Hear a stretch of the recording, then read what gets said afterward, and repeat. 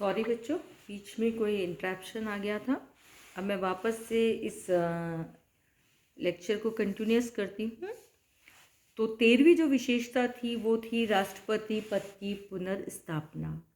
नया जो संविधान है 1982 का संविधान, वो राष्ट्रपति और उपराष्ट्रपति की पुनर्स्थापना करता है।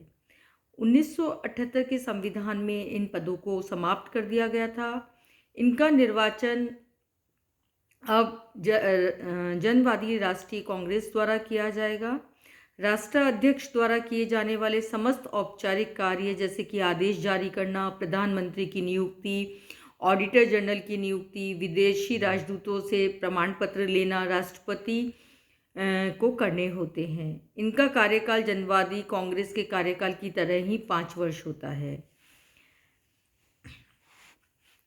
14वीं जो विशेषता है वो है विदेश नीति के सिद्धांतों का उल्लेख। नए संविधान की प्रस्तावना में चीन की विदेश नीति का वर्णन भी मिलता है। विदेश नीति के संबंध में कहा गया है कि पहला कि चीन का भविष्य समस्त दुनिया से जुड़ा हुआ है।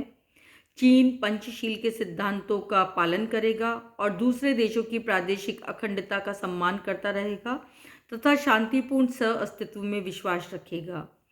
चीन साम्राज्यवादी, उपनिवेशवाद आदि का विरोध करेगा तथा विकासशील देशों के राष्ट्रीय स्वतंत्रता आंदोलनों का समर्थन करता रहेगा। 20वीं सदी के अंतिम दशक से चीन कुछ सीमा तक तो निश्चित रूप से शांतिपूर्ण सह-अस्तित्व की दिशा में आगे बढ़ रहा था।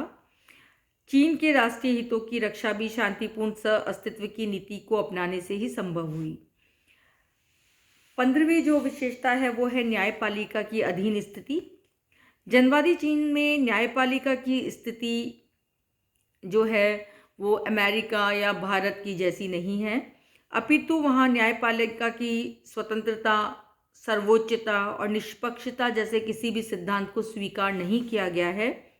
यहाँ पर न्यायपालिका प्रशासन का एक अधीनस्थ अंग है।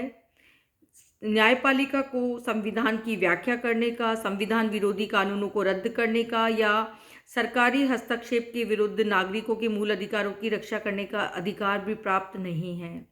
सर्वोच्च जनवादी न्यायालय को राष्ट्रीय जनवादी कांग्रेस यानी संसद के प्रति उत्तरदायी बनाया गया है। कुल मिलाकर हम ये कह सकते हैं कि साम्यवादी व्यवस्था के अंतर्गत संविधान में शासन व्यवस्था की जो रूपरेखा दी गई है, व्यवहार में उसका महत्व नहीं होता। चीन में भी ऐसा ही होता है।